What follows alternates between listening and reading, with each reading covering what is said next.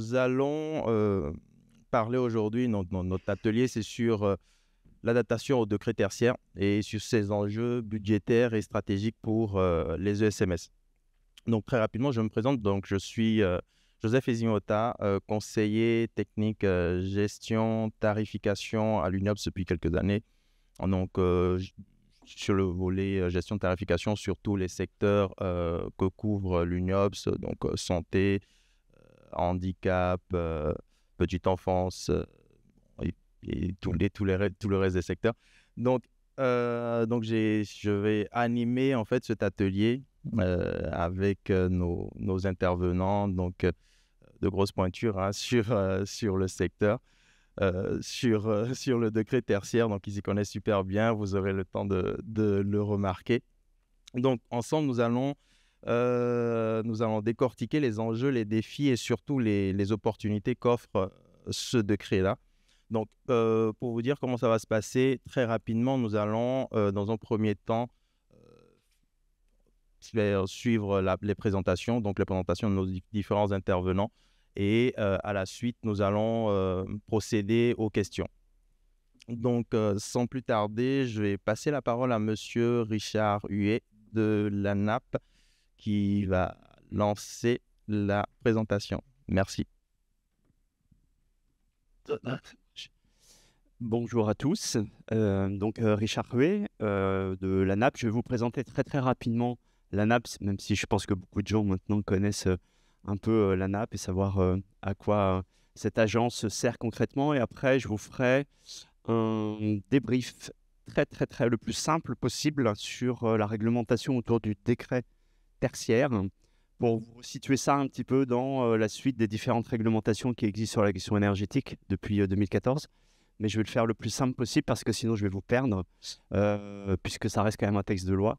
Donc, très rapidement pour enchaîner, après ce qui est intéressant, c'est de faire le lien entre ce que je vais vous raconter et puis les expériences et puis le vécu et puis voilà, les retours ou les sujets que vous pouvez avoir.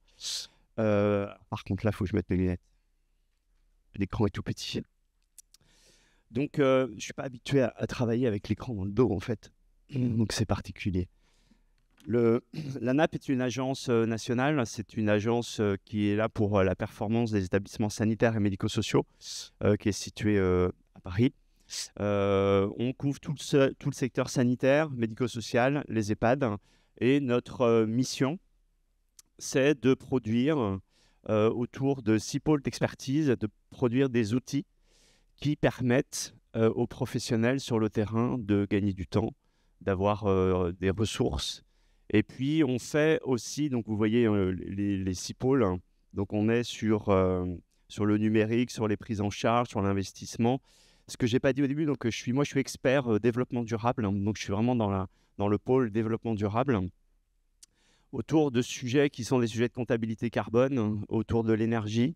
Et je travaille aussi sur le sujet de l'alimentation responsable, comment on verdit progressivement l'alimentation des hôpitaux et des centres médico-sociaux. Grosso modo, c'est aussi la mise en application de la feuille de route nationale sur la planification écologique du système de santé.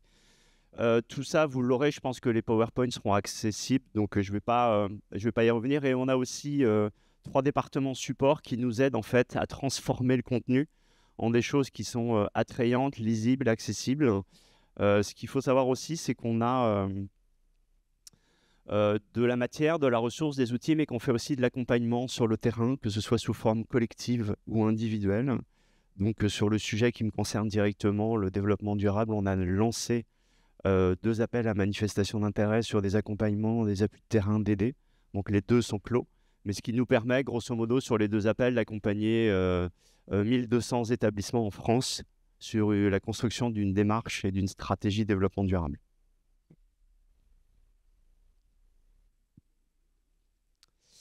L'ANAP, c'est des experts en interne. Donc moi, je suis expert interne de l'ANAP. On est une centaine. Mais c'est aussi et surtout, et c'est là tout l'intérêt, des experts externes. C'est-à-dire des gens qui sont sur leurs établissements, dans leurs lieux respectifs, et qui ont développé des compétences particulières. Et donc, on peut aller à un moment donné les solliciter, les regrouper, les mettre ensemble pour travailler sur des projets. Et puis, de faire en sorte qu'ils soient aussi ressources pour d'autres établissements qui seraient peut-être un peu moins avancés sur les 6 sujets que je vous ai présenté juste avant. Ce qui est intéressant aussi de voir, c'est sur l'avenir, en fait. Quels sont les grands sujets qu'on va aller chercher. Donc forcément, en premier, je vais défendre la question de la transition écologique. Je pense que tous les établissements sociaux, sanitaires, médico-sociaux qui ne vont pas appréhender la question de la transition écologique, ça va être sérieux ce que je veux dire, vont mettre gravement en danger la pérennité de leur activité, puisque ça va devenir le sujet essentiel auquel il va falloir faire face dans les années à venir. Donc vous voyez un petit peu les différentes prospectives et perspectives qu'on a. Donc si jamais dans ce qu'il y a affiché derrière moi, vous avez des sujets qui vous intéressent, n'hésitez pas à solliciter la NAP, à aller sur notre site et à regarder un petit peu tout ce qu'on produit déjà et tout ce qu'on va sortir prochainement. Donc voilà, j'ai fini de présenter la NAP. Donc maintenant, je vais vous parler un petit peu du décret tertiaire. Donc le décret tertiaire se situe... Le décret, c'est l'article 175 d'une loi qui s'appelle la loi Elan, qui est arrivée en 2018. Et cette loi était plutôt une loi sur la question de l'aménagement, sur la question des logements sociaux. Et il y a un petit article qui est l'article 175 qui vient préciser concrètement quel est le rapport de l'immobilier à la question énergétique. Autrement dit, la France a décidé de fixer des objectifs à ne pas dépasser ou des objectifs de réduction à atteindre sur un calendrier qui est assez large, puisque vous allez le voir, je vais sur la diapo suivante, on est... J'ai peut-être pas commencé. Est-ce que parmi vous, avant d'être dans cette salle, tout le monde était un peu au courant ou avait connaissance du décret tertiaire? Donc c'était vraiment... D'accord. Donc là, c'est vraiment des précisions pour peut-être que j'aille pas trop dans des choses que vous savez déjà ou que j'aille chercher. N'hésitez pas alors après, si vraiment il y a un sujet qui vous pique, et à poser des questions. Mais les objectifs sont très simples. Donc, on est vraiment sur des objectifs à atteindre. On n'est pas sur des obligations... Enfin, on est sur des obligations de résultats plutôt. On n'est pas sur des obligations de moyens. Concrètement, qu'est-ce que ça veut dire? On a un décret qui vous fixe des objectifs énergétiques à atteindre, mais qui ne va pas vous dire comment le faire. Donc, c'est un peu la particularité et qui potentiellement ne va pas vous dire en face de chaque dixième d'énergie économisée, il y a des lignes budgétaires non plus. Donc, ça veut dire que la grande difficulté, c'est d'aller chercher ces objectifs-là qui sont quand même assez colossaux. Réduire de 40% ces consommations énergétiques, donc c'est la totalité de ces consommations énergétiques en 2030, de 50% en 2040 et de 60% en 2050. Donc on est sur un rapport à l'énergie fondamental. Donc ça veut dire qu'il faut vraiment reconsidérer la place de l'énergie dans les établissements. Alors, le décret est en vigueur depuis le 1er octobre 2019, c'est-à-dire qu'il s'impose à tous depuis cette date-là. Donc, nous sommes en 2024, ça fait 4 ans et demi. Le décret tertiaire a créé une obligation. Je reprends dans l'ordre, la loi Elan a créé le décret tertiaire. Le décret tertiaire a créé une obligation qui s'appelle éco-énergie tertiaire. Et donc, cette obligation éco-énergie tertiaire, elle est là pour encourager tous les établissements médico-sociaux et sanitaires et de la santé à repenser la question énergétique aussi par rapport au sujet du réchauffement climatique. C'est-à-dire que l'origine de ce décret-là, il est vraiment dans la suite de l'accord de Paris de 2015, qui est, il y a un réchauffement climatique, il faut qu'on limite nos émissions, la question de la consommation énergétique produit des émissions, donc il faut qu'on les réduise. Donc il y a vraiment un lien avec les gros sujets qui sont des gros sujets d'actualité. Le volume, on est à 973 millions de mètres carrés dans le tertiaire. C'est tellement évident pour moi, je ne l'ai pas dit en fait. Ça s'adresse au secteur tertiaire. Pour ceux qui se disent le secteur tertiaire, c'est quoi? C'est tout ce qui n'est pas les deux premiers. Donc le premier, c'est l'agriculture. Le secteur primaire, c'est l'agriculture. Le deuxième, c'est l'industrie. Donc en fait, tout le reste est concerné par le décret éco-énergie tertiaire. Grosso modo, c'est si vous avez des bâtiments de plus de 1000 m², vous devez atteindre les objectifs qui ont été définis par le décret. Ça va jusqu'à présent? Oui. Ouais, je vais y revenir un petit peu dans les diapos suivantes, mais en fait, on est sur plus de 1000 m². Voilà, 1000 m². Sous plusieurs formes. Donc, on peut être sur un bâtiment unique qui fait 1000 m² ou plus de 1000 m², il est concerné. On peut être sur avoir un plateau. dans un bâtiment de 15 000 m², mais si le plateau fait plus de 1000 m², il est concerné. Et si on est sur une même unité foncière avec 3 bâtiments différents pour la même association ou le même établissement et que la totalité des 3 font plus de 1000 m², vous êtes concerné. Voilà. Donc, c'est vraiment rattaché. Je vais y revenir après, parce qu'il y a des moyens de déclarer. Donc, c'est sur une plateforme qui s'appelle Opera. Je ne sais pas si vous avez tous déjà déclaré je vais vous préciser un petit peu le timing.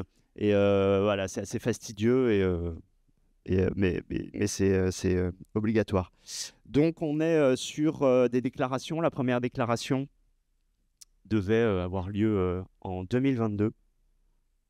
Je vais revenir.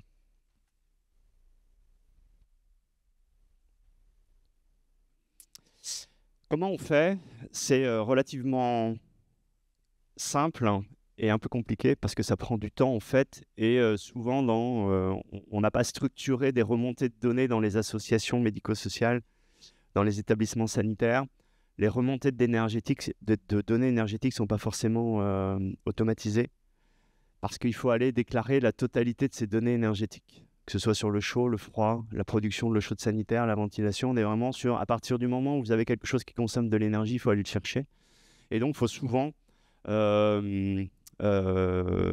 avoir un recensement. Alors, sur Opera, concrètement, comment ça marche? Vous avez une obligation de reporting avec, pour commencer, la nécessité de déclarer une année de référence, qui est l'année qui va servir de référence, comme son nom l'indique, pour calculer les progressions les années suivantes. Cette année se situe entre 2010 et 2019, donc on a une fourchette de choix. Cette règle-là s'applique surtout pour les bâtiments anciens, déjà existants avant le 31 décembre 2019. Donc je vous invite, si vous ne l'avez pas fait, à plutôt aller chercher une année entre 2010 et 2019 où les consommations étaient importantes. Et surtout une année avant que vous n'ayez fait des travaux de rénovation énergétique. Donc essayez d'être vraiment un petit peu, entre guillemets, judicieux dans le choix de votre année, puisque c'est elle, à partir de cette année-là, que tous les calculs de réduction vont être faits. En sachant que les déclarations qu'on fait dans Opera, il y a un critère météorologique qui s'applique automatiquement. Donc la question de la saison ne joue pas, puisque c'est corrigé par des données saisonnières. Mais voilà, choisissez bien. Il y a 2 façons de déclarer ou de travailler le décret électro-énergie tertiaire, soit avec une année de référence, soit avec ce qu'on appelle les valeurs absolues.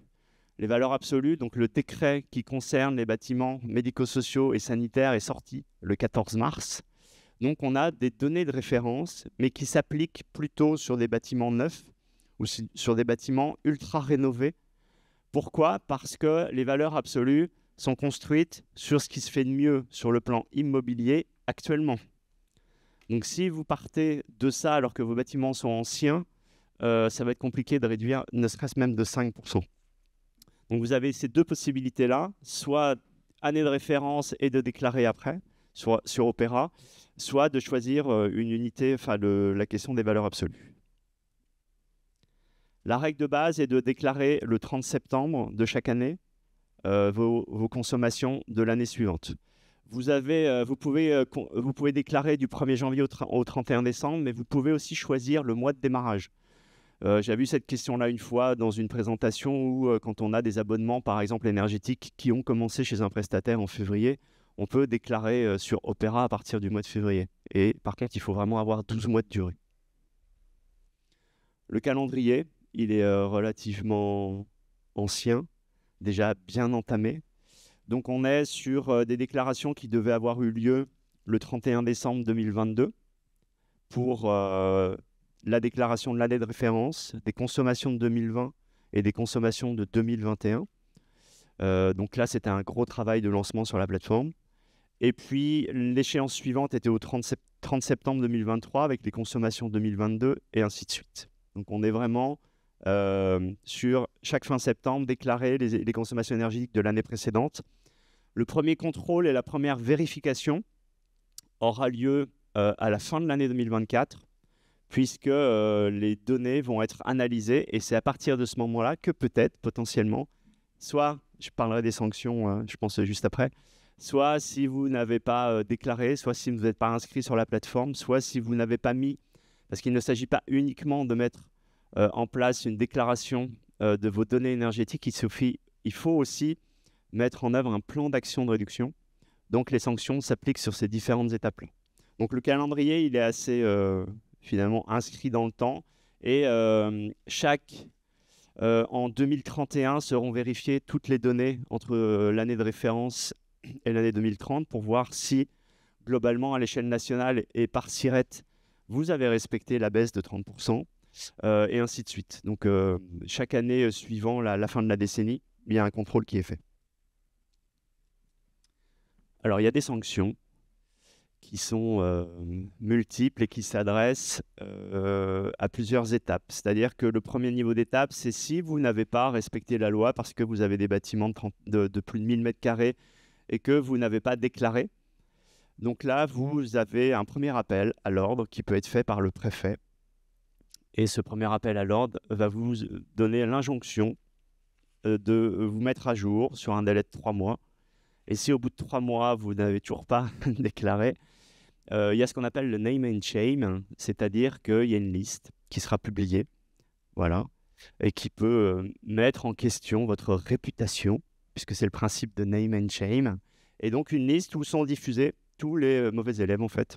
Donc c'est un principe très scolaire, mais apparemment dans les pays anglo-saxons, ça marche bien. Donc voilà. Ensuite, il y a un premier niveau d'amende qui est de 1 500 € pour les personnes privées et de 7 500 € pour les personnes morales. On est sur 3 motifs de sanction. Le premier, c'est vous n'avez rien déclaré, vous n'avez pas enregistré vos données. Premier niveau. Donc, on peut déjà avoir une sanction sur ce niveau-là. Deuxième niveau, c'est vous avez déclaré vos consommations énergétiques, mais votre plan d'action n'a pas été déclaré. Deuxième niveau. Et le troisième niveau, c'est si vous n'avez pas atteint les objectifs. Donc, le troisième niveau, on sera sur des sanctions qui arriveront après 2030. C'est si vous n'avez pas atteint les premiers objectifs. Voilà. Donc, pour la question le temps, ça va parce qu'en fait, 5 minutes, ça va, nickel. J'en ai fini avec le décret tertiaire, donc j'ai vraiment essayé d'être le plus synthétique possible. Mais pour avoir une petite lecture plus globale sur la question énergétique, il y a aussi un décret qui s'appelle le décret BACS qui est arrivé et qui est dans la ligne droite, je rappelle, loi Elan, décret tertiaire, obligation éco-énergie tertiaire, décret BACS. Tout ça a du sens. Le décret BACS, il est là pour obliger les établissements et services à mettre en place des systèmes de pilotage de l'énergie informatisés pour recueillir les données, centraliser les données, garder les données pendant 5 ans pour pouvoir en fait piloter au mieux tous les systèmes énergétiques des établissements. Donc le secteur de la santé est concerné, le médico-social est concerné. Et on est sur des choses qui nécessitent de l'investissement parce que souvent, ce sont des machines, c'est de la technologie. Et donc, c'est obligatoire. Je ne vais pas rester plus longtemps que ça sur ce sujet-là. Mais sachez que voilà, Nanap, on a un stand en bas. Si jamais vous avez des questions un peu plus précises, si on n'a pas eu le temps d'en parler, on a de la doc. On a sorti pas mal de petits documents synthétiques sur la réglementation. Et on a aussi un document, j'ai vu tout à l'heure, spécifique sur comment mettre en œuvre le décret BACS. Donc ça, vous pouvez aussi, le décret éco-énergie tertiaire, ça, n'hésitez pas à descendre. Et puis, il y avait un troisième et dernier point, avant de passer la parole, que je voulais aborder, c'est la question des audits énergétiques aussi. Là aussi, on est sur une obligation réglementaire qui est beaucoup plus ancienne, puisque ça date de 2015, les audits énergétiques. Donc, il y a des obligations réglementaires sur les audits énergétiques tous les 4 ans pour les établissements privés. Et là aussi, on est sur du pilotage de l'énergie. Ce sont souvent des investissements importants, les audits énergétiques, en fonction du volume de bâtiments qu'on a. Mais ça permet derrière d'être en lien avec le décret éco-énergie tertiaire et d'appliquer au mieux, vraiment au mieux, la planification de son management de l'énergie dans vos établissements. Voilà, je fais un petit peu de pub, mais je viens d'en parler. Et puis, sachez aussi, dernier moment, si la question énergétique vous intéresse, l'ANAP organise à Paris une journée le 25 juin sur financer sa transition écologique, où le sujet, ce sera vraiment la transition écologique, toute la réglementation, les travaux, les énergies, l'isolation, avec des témoignages, un établissement qui a mis en place une planification et avec un financeur derrière aussi, parce que souvent, ça nécessite des investissements, donc on parlera aussi de la question de comment ça peut se financer. Merci. Bon, ça, je vous le laisse, c'est dans le... Mais voilà. Merci. C'est parfait. Merci, Monsieur Huyet. Vous nous avez présenté un calendrier. Donc, on a une obligation, en fait, de baisser les consommations d'énergie de 40% d'ici 2030.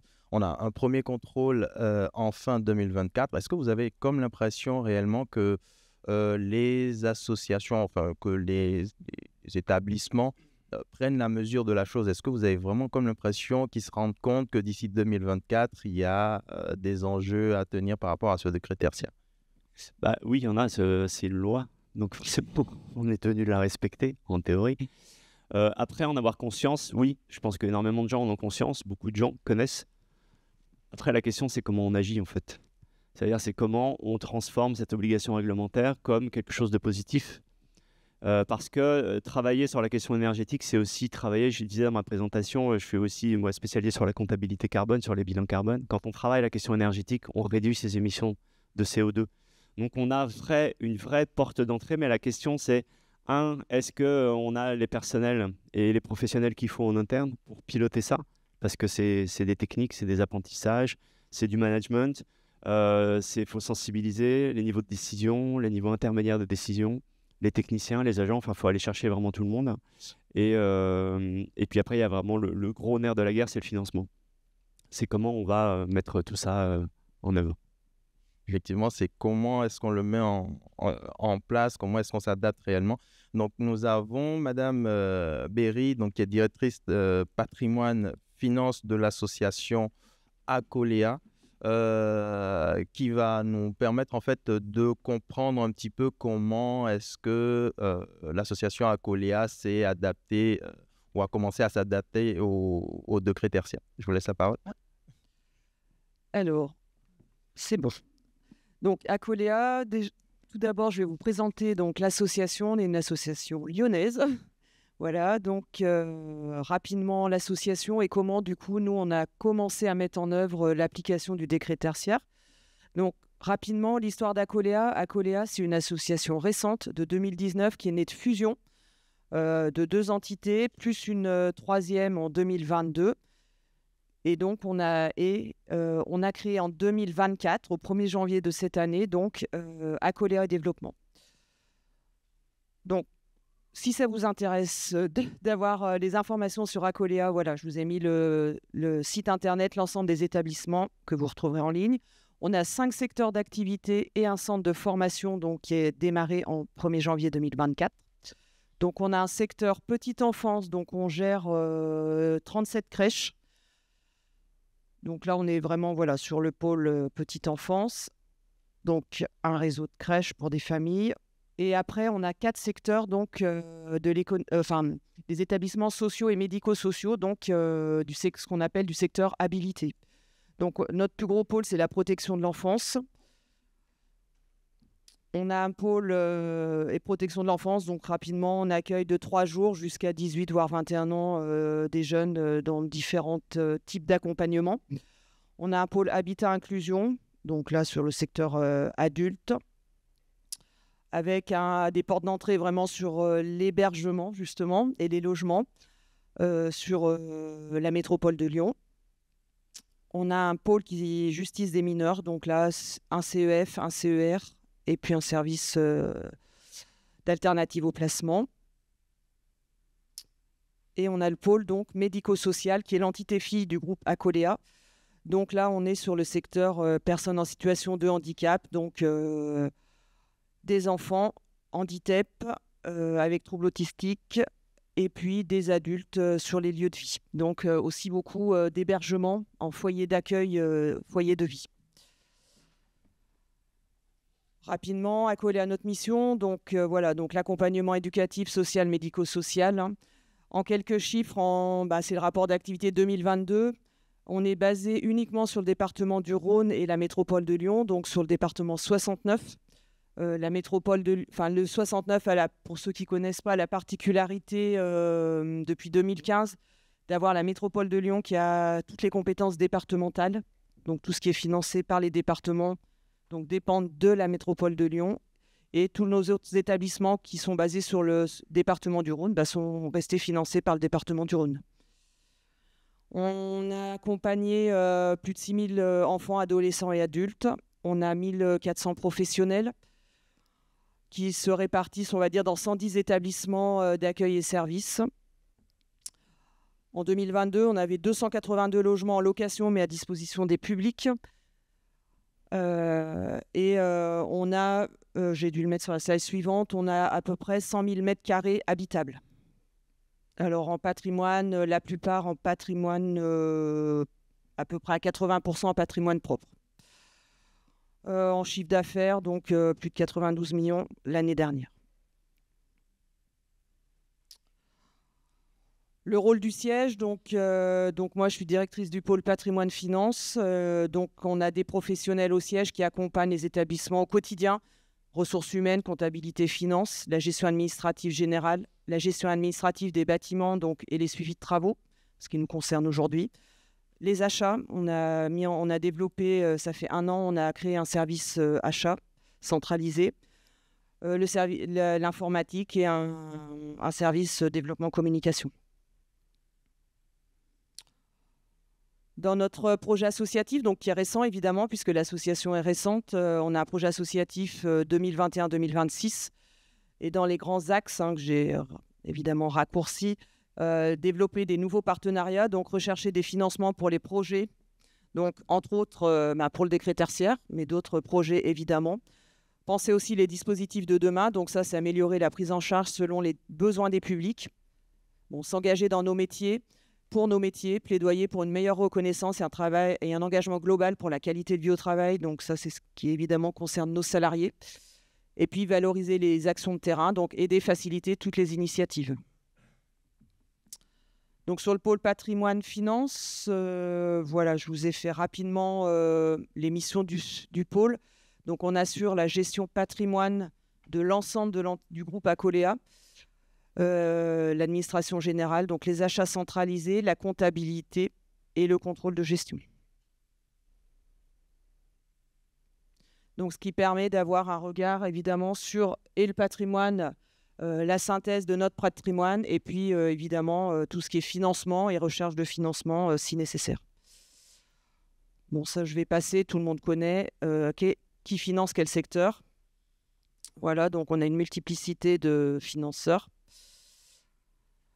Dans les objectifs de la gestion patrimoniale et du suivi de la gestion des bâtis, donc la première chose, c'est évidemment l'adaptation du patrimoine aux besoins de prise en charge des personnes accompagnées.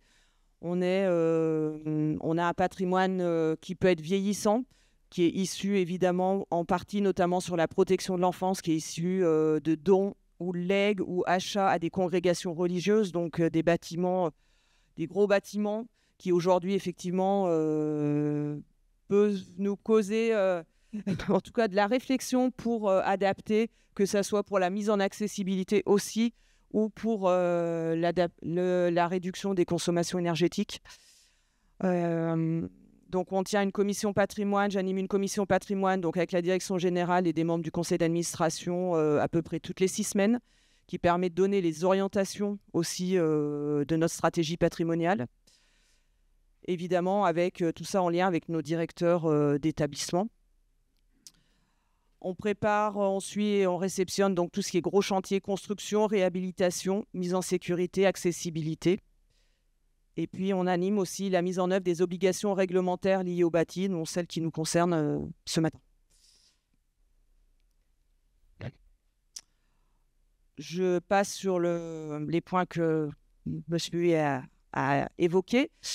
Juste peut-être rapidement, pour rejoindre ce que vous avez pu dire sur récupérer les données, effectivement, les données de consommation. J'ai vu des petits hochements de tête. On a été aussi très en difficulté pour récupérer des données, évidemment, de 2010. Nous, en plus, issus de fusion avec des archives qui sont un petit peu partout dans Lyon. Voilà.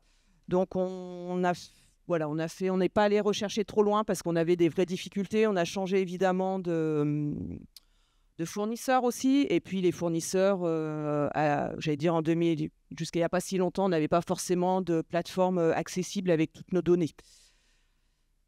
Donc ça a été aussi pour nous une vraie difficulté de récupérer ces données de consommation. Donc là, je passe. Donc nous, on a fait l'option, puisqu'on pouvait pas, enfin, on n'avait pas les compétences en interne, on a décidé de se faire accompagner pour travailler la récolte de données, créer aussi nos données, nos structures sur Opérate, et puis alimenter, bon ça c'était le plus facile, et puis établir aussi un plan d'action. Donc on a eu aussi, voilà, toute transparence, on a eu quelques difficultés à trouver des prestataires, puisque c'était aussi nouveau. Je pense que, voilà, en tout cas, on a eu un premier prestataire qui a démarré un travail, mais voilà, par manque aussi de rotation de personnel, a dû décliner. Donc on a trouvé un autre prestataire voilà, qui s'est positionné pour nous accompagner.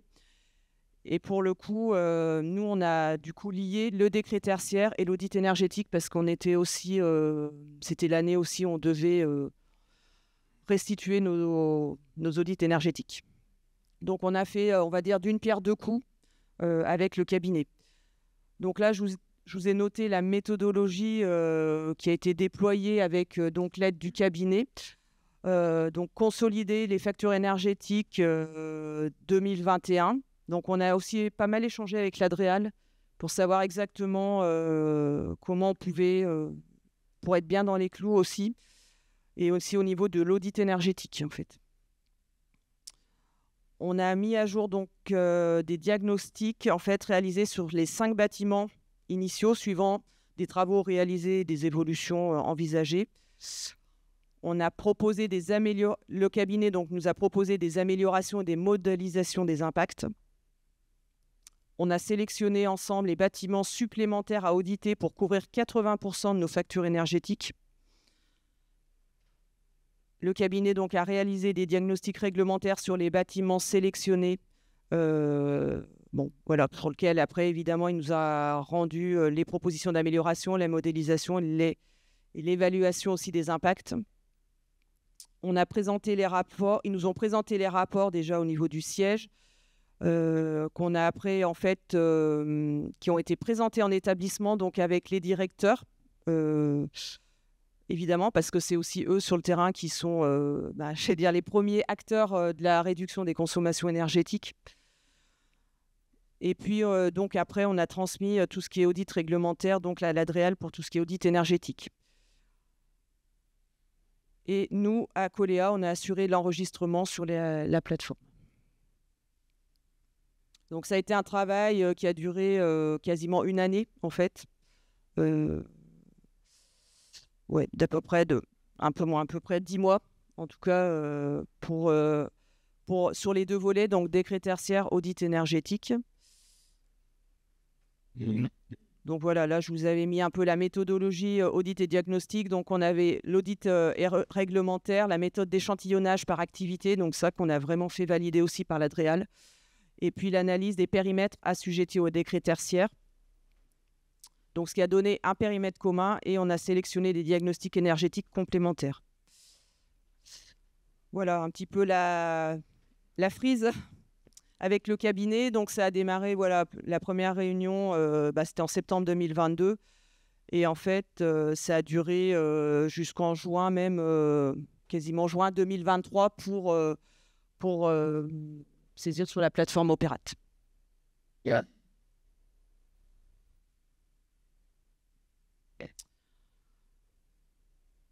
Au niveau de la stratégie d'entretien et de la mise aux normes, en fait, et donc pour répondre évidemment aux obligations du décret tertiaire, on a classé en fait avec l'aide du cabinet un plan d'action transverse qui peut être identique à tous nos bâtiments, et puis des projets d'amélioration qui là sont aussi dans des coûts financiers beaucoup plus importants. Je me tourne du côté de des partenaires. Donc, et en fait, au moment où on a travaillé sur le décret tertiaire, c'était aussi l'hiver précédent où on a dû aussi faire un plan de réduction des consommations. Donc voilà, on a vraiment tout lié. Et pour le travail, parce qu'effectivement, la première chose, alors je ne l'ai pas noté là parce que c'est un plan d'action, on va dire, c'est même c'est toutes les actions humaines simples qui n'ont pas de coût. Voilà. Donc ça, effectivement, c'est évidemment, on avait créé on va dire une commission pour travailler sur ce plan de réduction des consommations énergétiques avec des gens de terrain, bien sûr, des agents d'entretien, des directeurs, des chefs de service, des gens qui ont aussi de l'appétence, des collaborateurs, des éducateurs qui ont de l'appétence aussi pour ce sujet-là. Et puis, la première chose, voilà, c'était régler les chaudières, c'était peut-être mettre des LED au fur et à mesure des remplacements, mettre des détecteurs de présence dans certains lieux, etc., etc. Des choses, éteindre les lumières quand on sort de la pièce. Voilà. Des choses qu'on répète depuis 25 ans ou 20, mais bon, qu'on redit toujours. Voilà.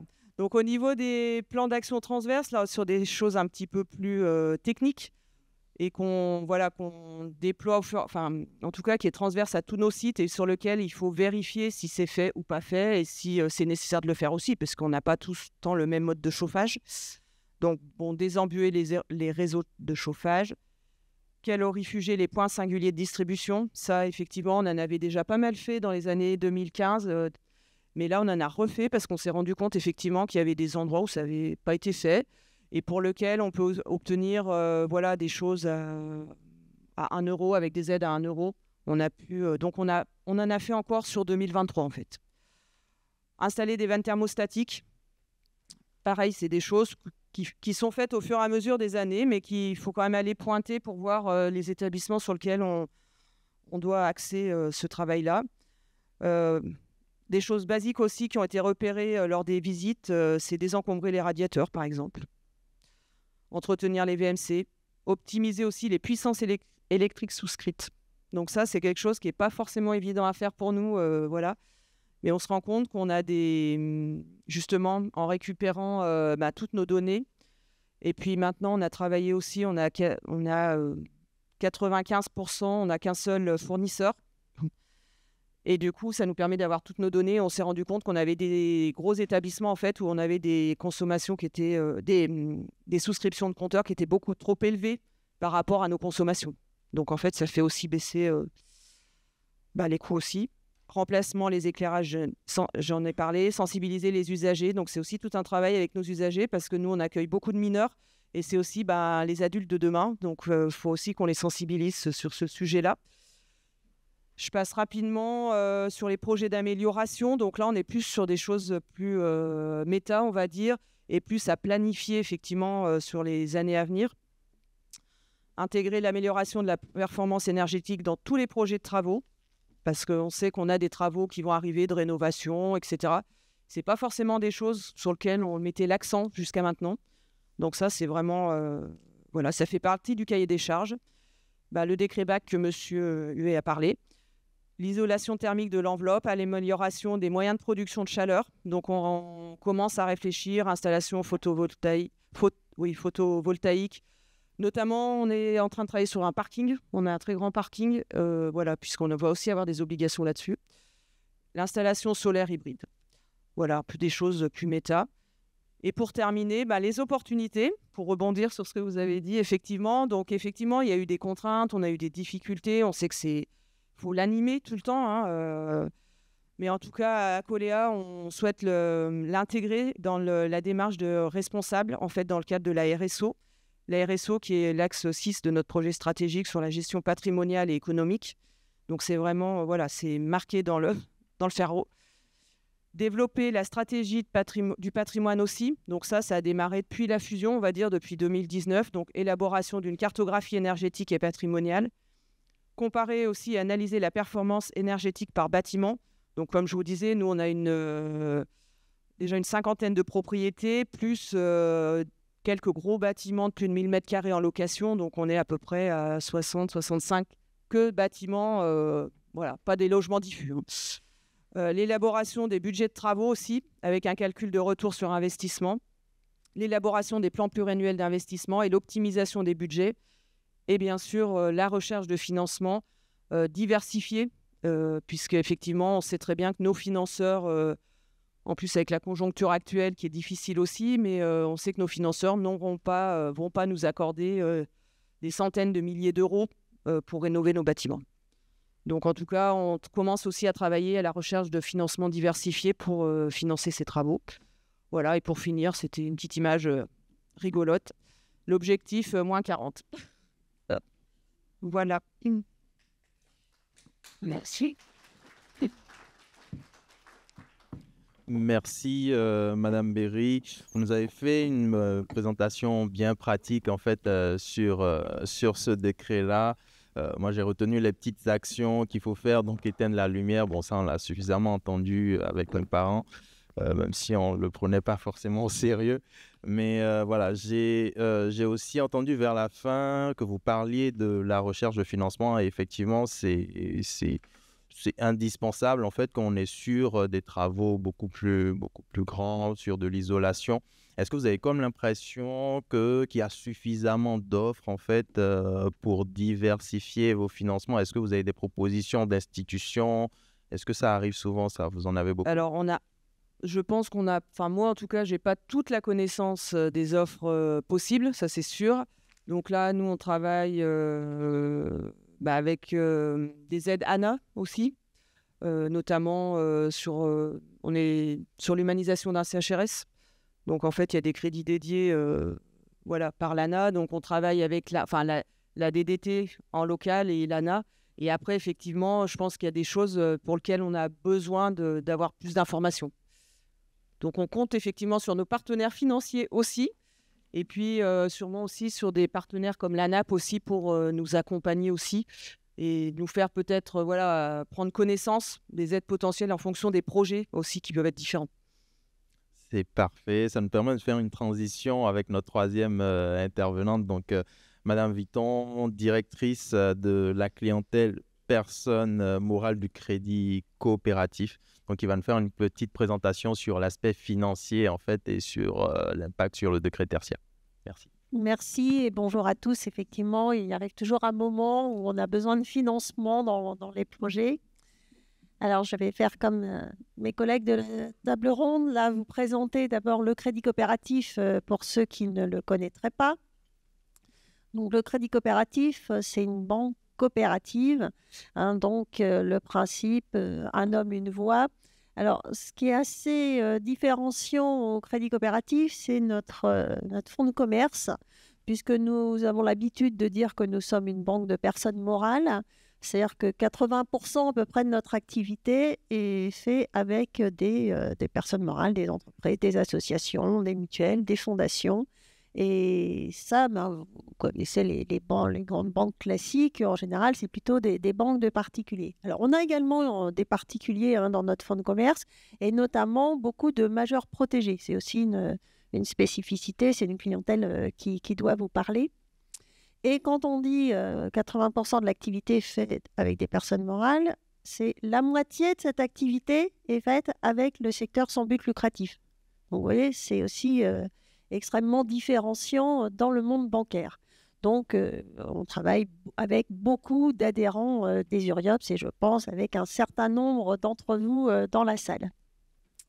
Alors, notre modèle qui est, on a l'habitude de dire, symbolisé par le logo avec les trois petits bonshommes, c'est bien sûr, il y a le client, il y a la banque, mais il y a aussi la fédération de rattachement du client.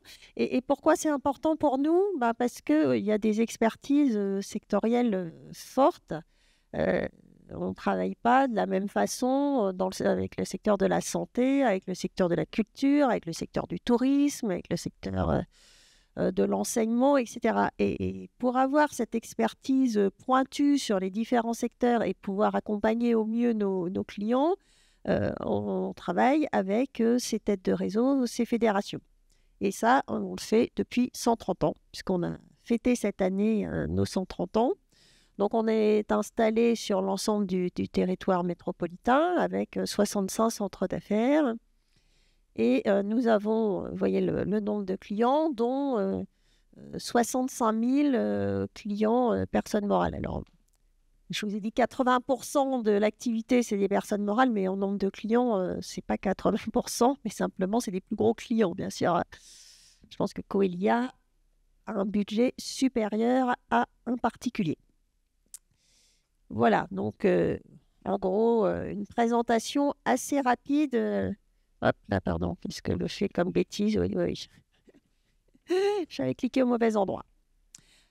Alors, on parle beaucoup d'économie d'énergie là, depuis le début de la matinée et vous savez que les banques sont parfois un peu montrées du doigt. On entend dans les médias que à la fois les banques ne font pas toutes bien comme il faut et qu'elles ont un rôle à jouer pour accompagner la transition énergétique parce que selon ce qu'elles choisissent de financer, bah, ça va tirer l'ensemble dans le bon sens ou dans le mauvais sens. Alors, il y a un chiffre, c'est ce que vous voyez en bleu là derrière moi, un chiffre dont on est très fier au Crédit Coopératif, c'est notre bilan carbone par million d'euros financés, bien sûr. Hein, c'est ça qui compte, c'est par million d'euros financés pour comparer selon la taille des banques des choses comparables. Et vous voyez qu'on est 4 fois moins émissif que la moyenne des banques et beaucoup moins que les moins vertueuses. Voilà, mais 4 fois moins que la moyenne. Donc ça veut dire que j'ai la prétention de dire qu'on a une petite légitimité à parler du sujet avec vous ce matin. Alors, comment on fait ça? Parce que déjà, on a une politique d'exclusion dans notre politique RSE assez stricte. Et dans le secteur énergétique, 100% des financements que l'on fait, c'est avec les énergies renouvelables. Voilà, on ne fait rien sur d'autres énergies. Donc, ça contribue largement à avoir un bon bilan de nos financements. Alors maintenant, décidément, je comprends vite, mais si on m'explique longtemps, pourquoi et comment on veut financer ces projets. Donc, il a été dit déjà beaucoup de choses, dont des choses très concrètes par Madame sur son association. Donc, c'est tout un process en fait. Hein. Bien sûr, les clients ne viennent pas un matin se dire tiens, je vais faire quelque chose, combien vous pouvez me prêter pour faire ça. Donc, il y a déjà la définition des besoins. Il y a le décret tertiaire et les banques, dont bien sûr le Crédit Coopératif, de plus en plus veulent dialoguer avec leurs clients sur les sujets énergie, mais vous avez parlé de la RSO, et effectivement, ce qu'on appelle, alors on dit RSO côté client, souvent côté finance, on parle ESG, mais bon, c'est à peu près la même chose. Donc, il y a les sujets énergie, il y a les sujets de gouvernance et il y a les sujets sociaux. Et c'est important d'articuler les trois. Hein, parce que ce n'est pas à vous que je vais apprendre que la transition énergétique ne se fera pas s'il n'y a pas le social qui va avec. Et donc, on a besoin, pour bien accompagner nos clients, de bien comprendre quelles sont leurs priorités. Parce que quand on dit le social, la gouvernance et l'environnement, mais chaque entité met dans ces trois piliers ses propres priorités. Donc, quelles sont les priorités de chacun de nos clients et comment on va pouvoir, nous, les accompagner sur certaines de ces priorités, parce que certaines sont assez déconnectées de la finance et puis d'autres ont vraiment besoin d'un accompagnement financier. Alors, donc, bien comprendre les besoins de nos clients. Ensuite, on a mis en place des partenariats avec certaines structures qui sont en péri-bancaire, qui ne sont pas des banques, mais qui permettent à nos clients de mieux identifier leurs besoins. Alors, il y a la NAP et puis il y en a d'autres. On a passé un partenariat avec une structure qui s'appelle Économie d'énergie.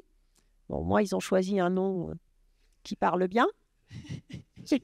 On voit tout de suite, voilà, NAP, c'est plus difficile. Mais Économie d'énergie, c'est simple. Donc, on voit bien ce qu'ils font, mais je reviendrai pour tout à l'heure un peu plus en détail quand même sur ce qu'ils font. Ensuite, on arrive au financement. Et puis, la banque, c'est un circuit de l'argent. Donc, on fait du financement, mais avec l'argent que nous confient nos clients. Et on a la satisfaction de voir que de plus en plus, nos clients souhaitent des placements verts pour financer des projets verts. Donc, ce côté vert de la boucle financière s'accentue et ça, c'est une très bonne chose. Voilà. Et on a ce rôle à jouer pour bien mettre en face les besoins de financement et les attentes des placeurs. Donc, voilà, je vous ai déjà un petit peu dit, ce dialogue ESG, c'est vraiment pour bien comprendre ce qui est attendu de nos clients. Et si on prend le côté environnemental, donc la consommation d'énergie, les coûts associés, je ne vais pas revenir dessus, on en a parlé, voir l'ensemble des consommations énergétiques. Bien sûr, il y a le décret tertiaire, ça c'est les bâtiments, mais il y a aussi tout ce qui est les véhicules.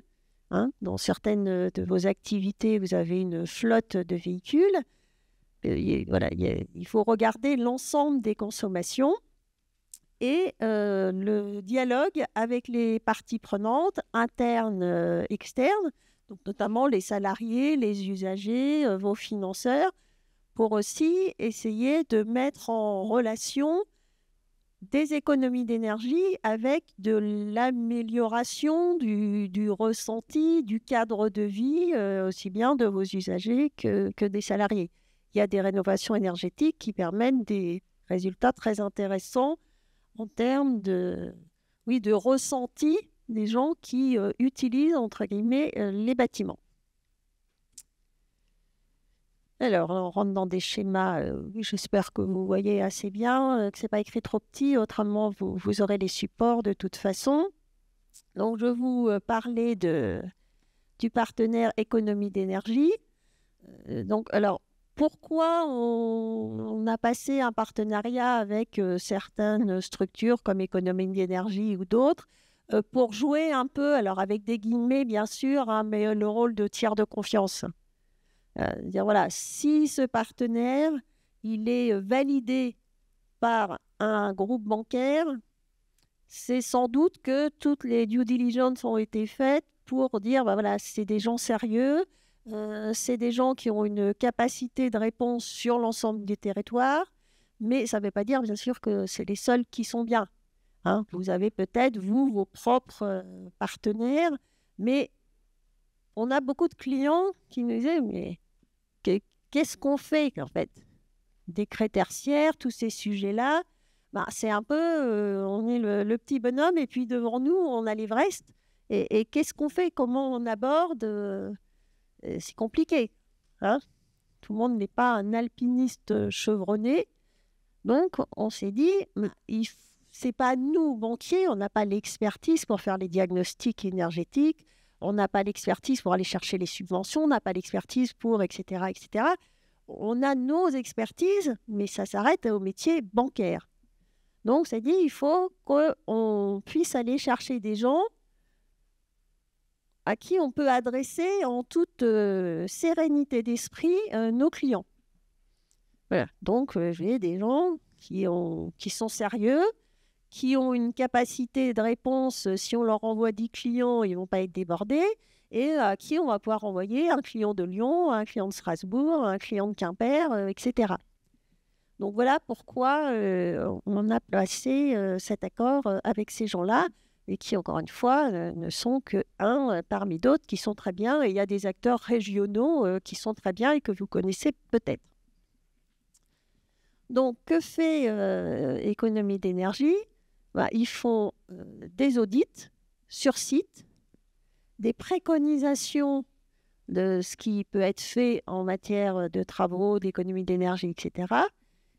Ils travaillent sur le plan de financement, parce que bien sûr, il y a du financement bancaire, mais j'ai presque envie de dire c'est un peu en dernier recours, ça. Si vous avez des aides, il faut les mobiliser. Et il y a tout un maquis de subventions, d'aides possibles. C'est un vrai métier de conseiller les clients sur la recherche de subventions, parce que ça bouge tout le temps. Selon les régions, c'est différent. Donc, voilà l'intérêt. Et la valorisation des certificats d'économie d'énergie, que vous connaissez peut-être aussi à titre particulier, parce que quand on fait des travaux d'économie d'énergie chez soi, on peut avoir des certificats, bénéficier du système des certificats d'économie d'énergie. Donc, pour ceux qui ne connaissent pas, qu'est-ce que c'est? Mais il y a des obligés qui sont notamment, par exemple, les compagnies pétrolières, qui sont des pollueurs et donc qui ont des obligations de, comment dire, un peu de dédommagement. Et donc, ceux qui font des travaux d'économie d'énergie leur rachètent un peu leur droit à polluer, quoi. Voilà, hein, si je fais ça très, très schématiquement, peut-être que mon voisin est en train de faire des bonds sur sa chaise, mais je ne le vois pas. Mais grosso modo, c'est ça. Donc, ça veut dire que ce sont des aides dont vous pouvez bénéficier. Mais là aussi, il faut savoir comment les mobiliser, ces certificats d'économie d'énergie, et donc s'appuyer sur des professionnels. Voilà, donc une fois qu'on a mobilisé les subventions, qu'on a identifié les certificats d'économie d'énergie, ben là, après, il va falloir, bien sûr, sans doute, aller voir sa banque et demander quelques financements. Et donc, pour revenir à économie d'énergie, donc, ils font l'assistance maîtrise d'ouvrage, le suivi du projet. Donc, voilà, ils accompagnent sur l'ensemble du process. Hop, non, toujours pas. Voilà. Alors, financer ces projets, je viens de le dire, donc il y a des aides, des subventions, et après, le financement bancaire. Alors, les financements bancaires, là, ils sont en rouge sur mon schéma, mais on aurait pu les mettre en vert, parce que les banques, de plus en plus, vont avoir l'envie ou l'obligation de bien identifier les crédits dits verts. Pourquoi? Parce que le législateur, pour inciter les banques à accompagner les projets vertueux pour la planète, demande aux établissements bancaires de déclarer lorsqu'on appelle en bon français le Green Asset Ratio, c'est-à-dire la part des financements verts dans le total de ces financements. Et ça va être comparé d'une banque à l'autre et comparé dans la durée. Donc, les banques devront tracer les financements verts. Et pour faire plus de financements verts que d'autres,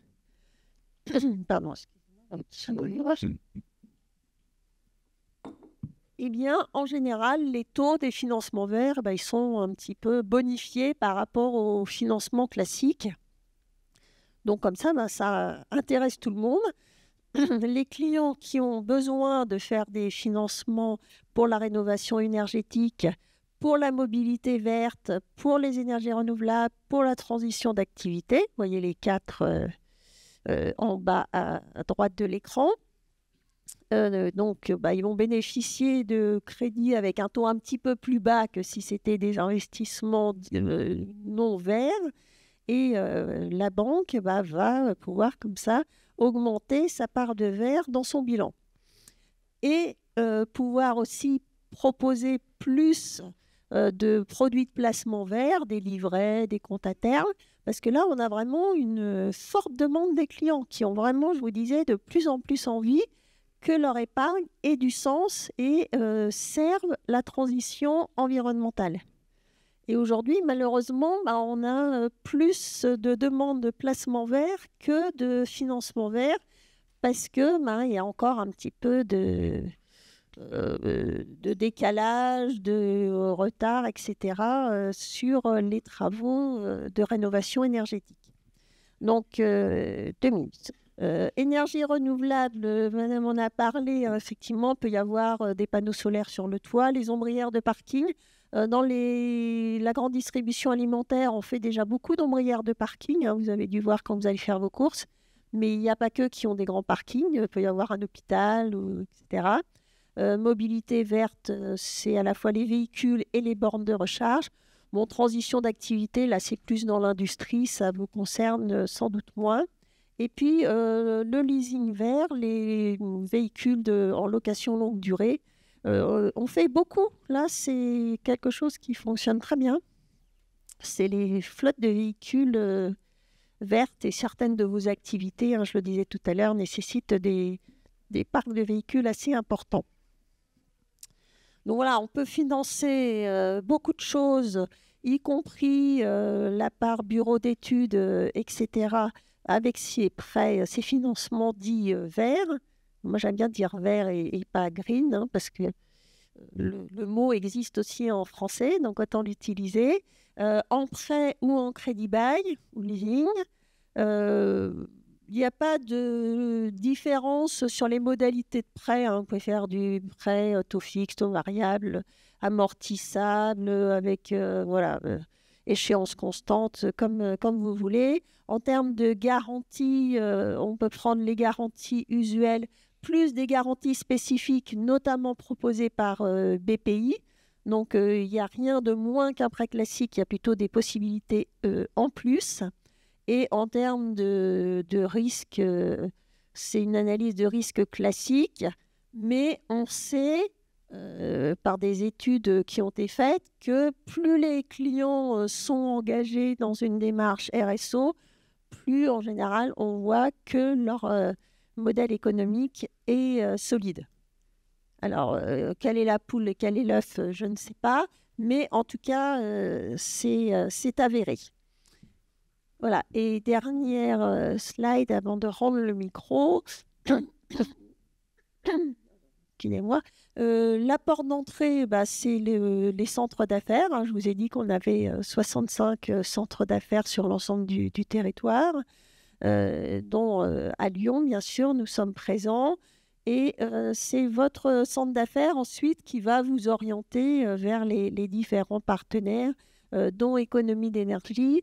Et juste une petite chose aussi, sur notre site institutionnel, notre site internet, vous pouvez aller voir le Valor ESS, qui est un petit outil d'autodiagnostic RSO construit par l'UDES. Je pense que vous connaissez tous l'UDES, et cofinancé par la Fondation du Crédit Coopératif, qui est bien adapté au secteur sans but lucratif et qui vous permet un premier petit autodiagnostic sur tous les critères RSO. Donc, c'est vraiment un bel outil. C'est pour ça qu'on a voulu y participer et qu'on le met en valeur sur notre site. Donc n'hésitez pas. Si vous êtes intéressé par ces sujets et que vous n'avez pas encore fait le saut dans le grand bain, vous pouvez commencer par le petit bain avec Valor ESS. Merci. Parfait, merci Madame Vitton. Je pense qu'on a bien entamé le sujet et l'heure aussi. Je voulais juste vous demander si jusque-là, vous nous avez parlé un petit peu des financements. Est-ce que vous avez accompagné beaucoup de structures déjà sur l'adaptation au décret tertiaire? Alors, pour l'instant, on a plus fait ce que vous disiez, madame, l'accompagnement sur des petits travaux, des premiers pas, le changement des lampes pour passer à des LED, du système de chauffage. Voilà, la rénovation lourde, je dirais, ça démarre, mais lentement. Bon, c'est parfait. Je pense que nous allons lancer la deuxième partie de notre atelier. Donc, est-ce que vous avez des questions, des observations ou même des retours d'expérience? Ah, bon, je vois qu'il y en a un petit peu. Attendez.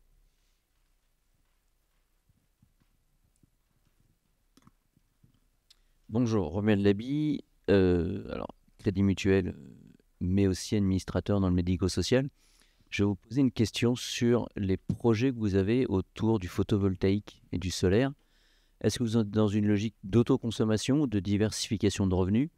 Et si c'est la deuxième solution, comment vous le traitez en termes de fiscalité, en termes de recettes en atténuation de prix de journée? Qui porte les investissements, ou est-ce que vous n'êtes pas encore allé jusque-là? Alors, on n'est pas encore allé jusque-là. Pour le moment, on a un premier projet, donc un premier devis. Voilà. Donc, on est vraiment sur le lancement, donc sur l'ombrière d'un parking. Et on a un autre projet sur un établissement où le directeur est très porteur aussi. On est plutôt aujourd'hui parti sur de l'autoconsommation. Alors, pour répondre à la deuxième question qui viendra sûrement dans les années à venir, en tout cas,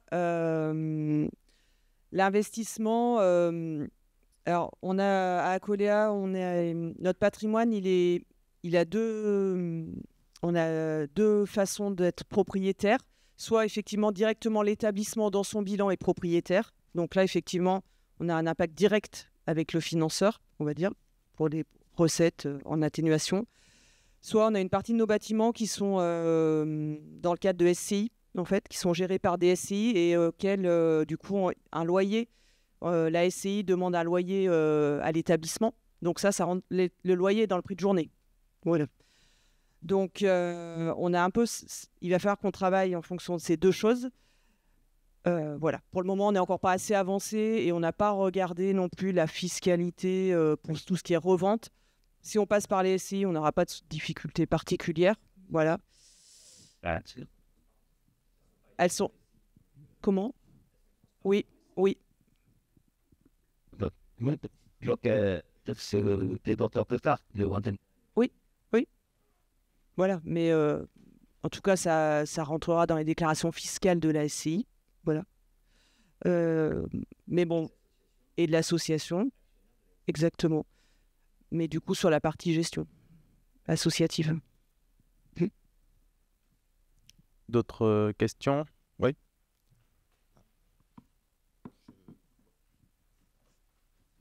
Juste en complément, nous on avait fabriqué sur un bâtiment une toiture photovoltaïque et donc les produits venaient en atténuation des charges, très clairement, puisque le partenaire avait financé dans l'enveloppe de budget d'investissement total.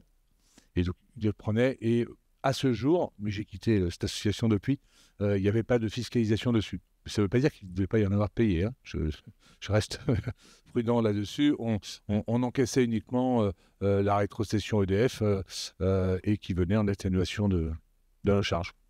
C'était le cas sur donc, le département des Pyrénées-Orientales à l'époque.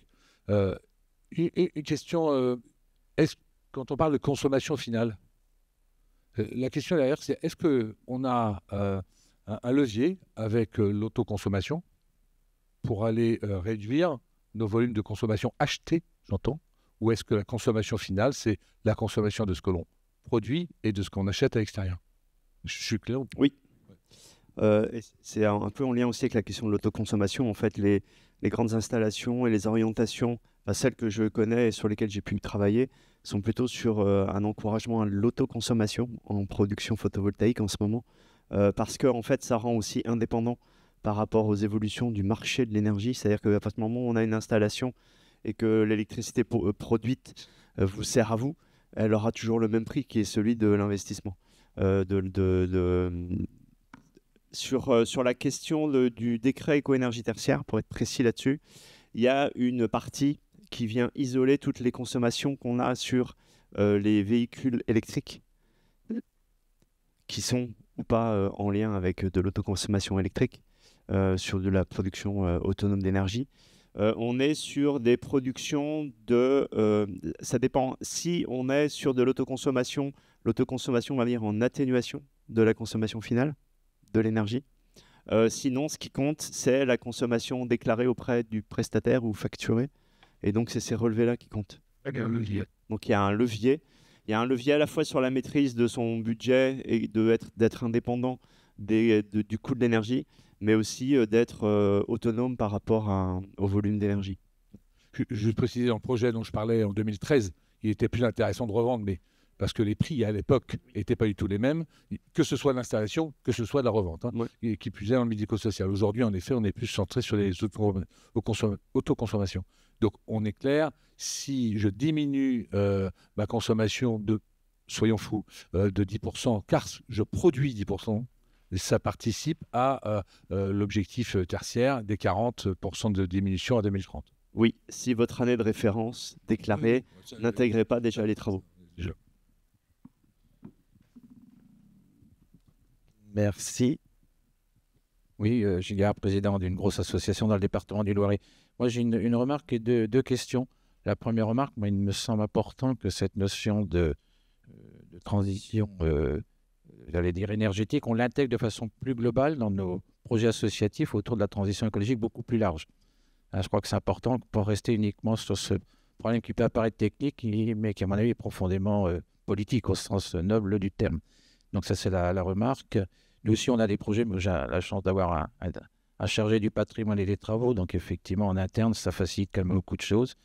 On a des projets, effectivement, et on travaille actuellement sur un audit de l'ensemble de nos structures avec l'ADEME, parce qu'effectivement, on a trouvé ce partenaire.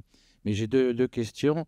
Une première, effectivement, on peut faire des plans d'action, mais comment faire lorsque une partie des bâtiments, on est locataire et que, effectivement, nous sommes face à soit des propriétaires privés qui nous accueillent, soit des bailleurs sociaux, qui, eux, sont souvent en difficulté pour investir.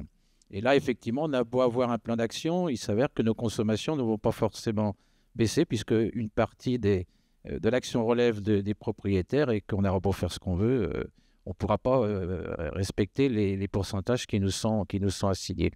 Et puis la deuxième question qui me paraît beaucoup plus large, c'est que finalement, il y a la limite des 1000 mètres carrés, mais moi, il me semble important, parce que peut-être qu'un jour, on baissera les surfaces. Est-ce qu'il ne faut pas, lorsqu'on est engagé dans cette démarche, faire l'ensemble de nos bâtiments? D'abord parce qu'un jour, ça arrivera certainement. Et puis deuxièmement, comme notre association, nous sommes en contrat pluriannuel d'objectifs et de moyens, on doit effectivement produire un PPI. Et il est important, le PPI ne va pas s'occuper si le bâtiment fait 200 mètres, fait 300 mètres ou fait 30 mètres carrés. Donc, de question, est-ce qu'on n'a pas effectivement... Alors, effectivement, on peut travailler à des échelles différentes entre l'obligation et ce qu'on veut faire, mais c'est quand même une question qui me paraît importante. Sur la réglementation, faut être clair, va se durcir vraiment.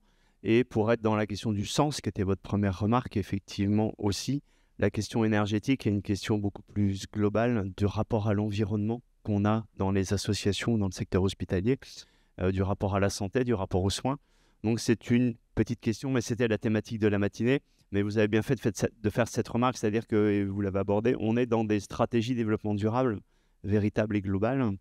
Je pense que j'ai oublié la deuxième question et la troisième aussi, en fait, parce que j'avais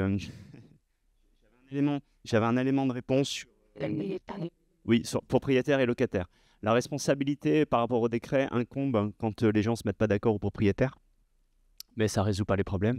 Mais c'est lui qui paiera l'amende, en tout cas, et la sanction. Logiquement, ce que prévoit la loi, c'est de se mettre en accord avec le propriétaire et d'avoir un plan d'action commun et partagé qui dit bien qui fait quoi, qui répartit vraiment les responsabilités. Après, quand il n'y a pas d'accord, ça devient, sur le plan purement réglementaire, la responsabilité du propriétaire. C'est... Juste en retour d'expérience, on a des établissements, notamment médico-sociaux, en fait, où on a 2 bâtiments, effectivement, on est locataire de bailleurs sociaux. Et toute la difficulté aussi que vous évoquez, en tout cas déjà de pouvoir les rencontrer. Je crois que aujourd'hui, on en est même là. Pouvoir les rencontrer pour évoquer effectivement ce sujet-là. Et puis, j'allais dire, toute la rénovation dans son ensemble, de manière générale, du bâti pour l'adapter aux besoins d'aujourd'hui. Mais oui, c'est un vrai sujet aussi pour nous. Et puis, nous, on a un autre bâtiment où on est locataire depuis très, très nombreuses années, historiques, on va dire, qui est concerné, mais pour lequel, évidemment, on envisage de quitter, en fait. Donc, c'est vrai qu'on n'a pas trop mis non plus l'action, on ne s'est pas trop mis en lien avec le propriétaire, on n'a pas trop mis de pression, entre guillemets, avec le propriétaire, parce qu'on sait qu'on va quitter et qu'au moment où on va le quitter, de toute façon, ce bâtiment sera racheté, détruit, etc. Donc, bon. Mais bon, après, voilà. Retour d'expérience. Est-ce que nous avons d'autres questions? Oui. Allez. Bonjour, c'est juste un retour d'expérience, directrice d'un immeuble sur de la sauvegarde. L'ARS nous a donné en 2023 100 000 € pour passer en LED. Et ils sont vraiment très partie prenante de nous aider pour cette transformation. Et donc, c'est important que je le dise sous forme de crédit non reconductible. Et ils nous invitent maintenant à travailler sur le photovoltaïque. Donc, moi, je peux qu'encourager à solliciter aussi nos financeurs parce que vraiment, on est très bien aidés là-dessus. Après, pour compléter, au niveau des ARS, les ARS sont indépendantes les unes des autres et peuvent avoir des stratégies différentes comme les régions. Par exemple, si vous avez des établissements ou des associations en région Île-de-France, ils prennent à leur charge les investissements solaires de façon assez importante, jusqu'à 60-70% des investissements. Donc les premiers réflexes, c'est vraiment de se rapprocher des tutelles pour savoir où ils en sont, et aussi des régions qui peuvent avoir des missions sur la production d'énergie renouvelable et de récupération. Je vais prendre peut-être une dernière question s'il y en a. Sinon, je passe la parole à Jeanne qui va nous faire un petit point de nos échanges de la journée sur les idées forces. Oui, bonjour à tous. Jeanne Dietrich, conseillère technique hébergement logement à l'UNIOPS. Je fais ici un petit point notamment parce qu'on animait hier un atelier sur transition énergétique et RSE. Donc il y a eu une intervention amenant à s'intéresser plus globalement à la stratégie, au lien avec le projet stratégique de l'association sur la transition énergétique plus globalement. Donc si ça vous intéresse, n'hésitez pas à revoir l'atelier qui s'est déroulé hier sur la question. Et puis on avait une collègue aussi, Charlotte Penaud, qui animait un atelier en même temps sur la sensibilisation des usagers, des personnes en situation de pauvreté sur la question de la transition énergétique. Donc n'hésitez pas à consulter ces deux ateliers aussi qui font le lien avec celui-là.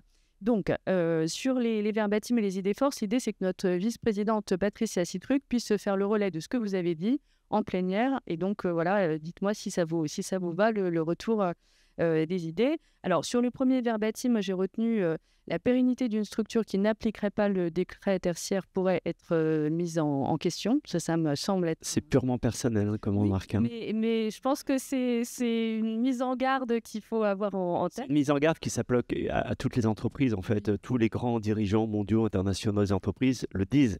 Une entreprise qui ne s'intéresse pas à cette question-là va disparaître.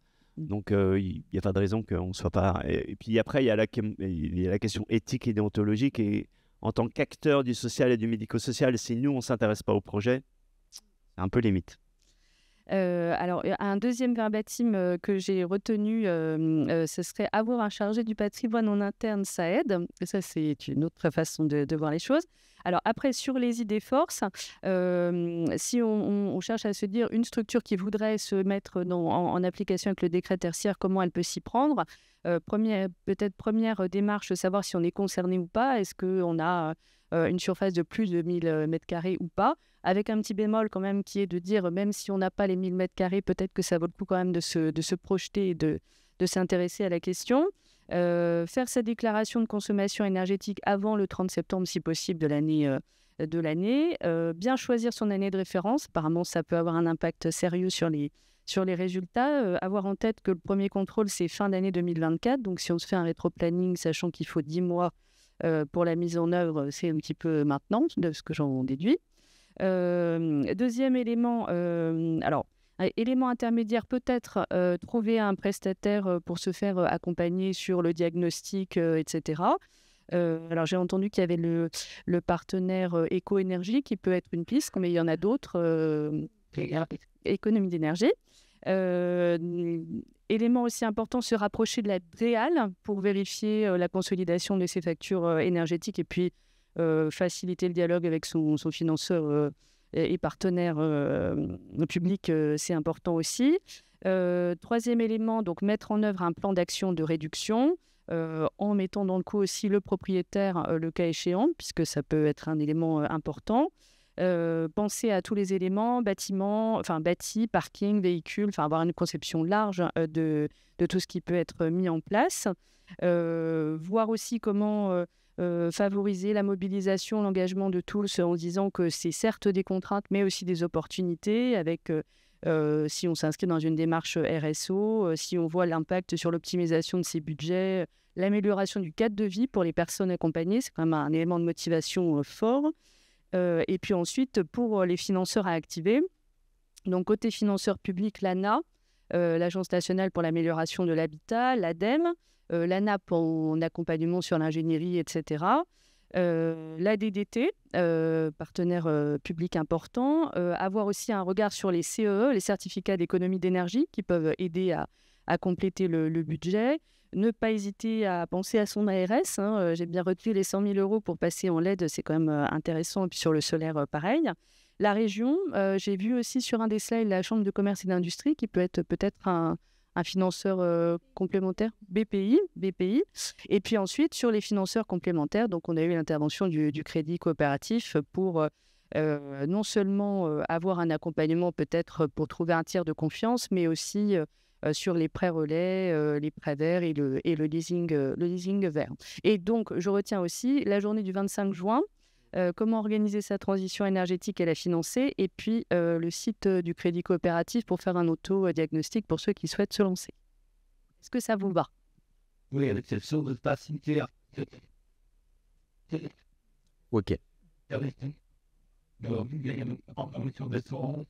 Bon, je me suis en fonction de la nature de l'établissement qu'on gère, ou on gère plusieurs, le département, comment nous accompagnent aussi les départements quand on a effectivement, comme vous, des bâtiments très anciens liés à des donations d'anciennes congrégations, où on est très engagé effectivement dans la démarche RSE, dans le développement durable et dans la rénovation de nos bâtiments.